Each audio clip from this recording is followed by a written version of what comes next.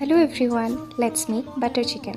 প্ৰথমতে চিকেনখিনি ভালকৈ ধুই লৈ এতিয়া মই দিছোঁ নিমখ, হালধি, তাৰ পাছতে দিছোঁ অলপমান ৰেড চিলি পাউডাৰ, মিট মছলা, অলপমান দিছোঁ চিকেন মছলা, জিৰা পাউডাৰ আৰু ধনিয়া পাউডাৰ। এণ্ড দেন তাৰ পাছতে মই এপিচ নেমু চেপি দিছোঁ আৰু অলপমান দিছোঁ দৈ। আৰু তাৰ পাছতে গোটেই চিকেনখিনি ভালকৈ মই মেৰিনেট কৰি 1 ঘণ্টামানৰ কাৰণে থৈ দিম। চিকেনখিনি অলপমান ৰেষ্ট কৰিবলৈ দিয়ে মই বাকীখিনি প্ৰিপাৰেশ্যন কৰি লৈছোঁ। এই 2টা ডাঙৰ চাইজৰ পিঁয়াজ, এটা কেঁচা জলকীয়া, অলপমান কাজু, নহৰু আৰু 2টা ডাঙৰ বিলাহী মই ধুনীয়াকৈ কাটি লৈছোঁ। এতিয়া কেৰাহীখনত মই দিছোঁ অলপমান বাটাৰ।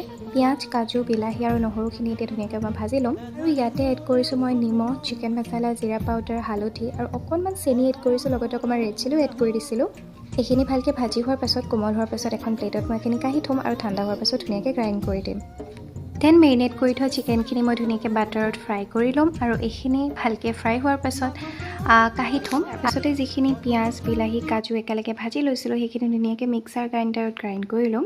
গ্ৰাইণ্ড কৰি লোৱা পিচখিনিতে আকৌ অকণমান বাটাৰ দি পেলাই ভাজিম। বেছি ভাজিব নালাগে যিহেতু আগতেও এইখিনি ভাজা হৈয়ে আছে। তো যেতিয়াই অলপমান ভাজা হয় আৰু অলপ তেল বিৰিঙি আহে তাৰপিছত আমি ফ্ৰাই কৰি থোৱা মাংসখিনি ইয়াতে দি দিম।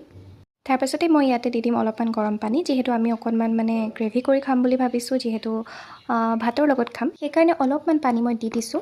আৰু অলপ সময় উতলাই থকাৰ পাছতে এয়া আমাৰ বাটাৰ চিকেন ৰেডি আৰু খাবলৈ টেষ্টি হৈছিলে। গতিকে আপোনালোকেও ট্ৰাই কৰি চাব পাৰে। চিম্পল আৰু ইজি ৰেচিপি। আজিলৈ ইমানেই। সম্পূৰ্ণকৈ ভিডিঅ'টো চোৱাৰ বাবে থেংক ইউ।